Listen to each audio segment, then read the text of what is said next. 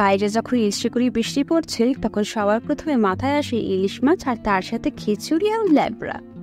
তারপর সকাল সকাল শ্বশুরমশাই বাজার থেকে ইলিশ নিয়ে এসে শাশুড়ি মাকে বলল, আজ খিচুড়ি আর ইলিশ বানাও। ব্যাস শুরু হয়ে গেল তোড়জোড়। প্রথমে 4 পিস ইলিশ নুন হলুদ মাখিয়ে ম্যারিনেট করে রেখে দেওয়া হলো। তারপর 250 গ্রাম মুগ ডাল, 250 গ্রাম চাল, মানে চালে ডালে যাকে বলে সমান। এদিকে কড়াইতে শুকনো খোলায় বাদাম ভাজা আর ডাল শুকনো খোলায় ভেজে তুলে রেখে দিয়েছি। এর মধ্যে বাদামের খোসা ছাড়িয়ে নেব আর ডাল আর চাল ধুয়ে নেব।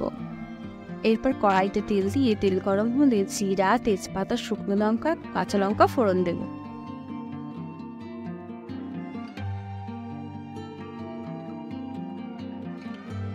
আগে থেকে জিরা শুকনো লঙ্কা বাটার মশলা করা ছিল, সেই মশলাটা দিয়ে দেবো এবং এই মশলার মধ্যে দিয়ে দেবো ধোয়া ডাল।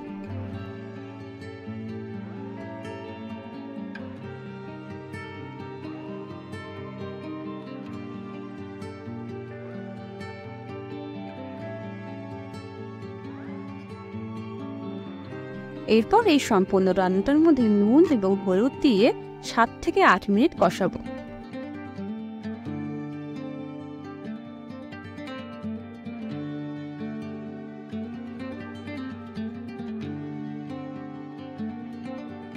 ডাল আর মশলা কষে গেলে এর মধ্যে ডাল সেদ্ধ হওয়ার জন্য জল দিয়ে দিচ্ছি।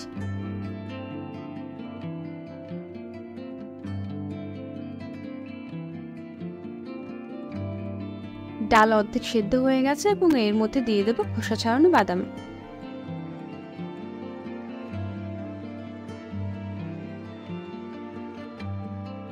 ঠিক তার 5 থেকে 7 মিনিট পর গোবিন্দভোগ চাল দিয়ে আরো 5 মিনিট এটাকে কষাবো।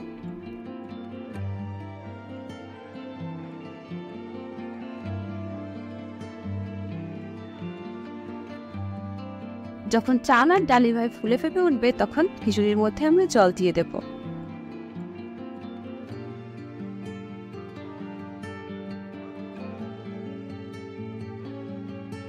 জলের পরিমাণটা খিচুড়ির থেকে 2 কর ওপরে জল থাকবে। আর মাঝে মাঝে আমাদের নেড়ে চেড়ে দিতে হয় পাছে এটা লেগে না যায়। এবার খিচুড়ি নামানোর 2 থেকে 3 মিনিট আগে আমরা এর মধ্যে দিয়ে দিচ্ছি 1 থেকে 2 চামচ ঘি।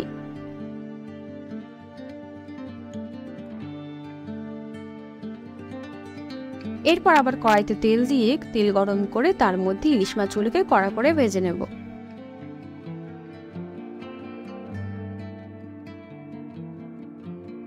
আর সঙ্গে শাশুড়ি মার হাতের এই খিচুড়ি আর এই ল্যাবড়া জাস্ট ফাটাফাটি।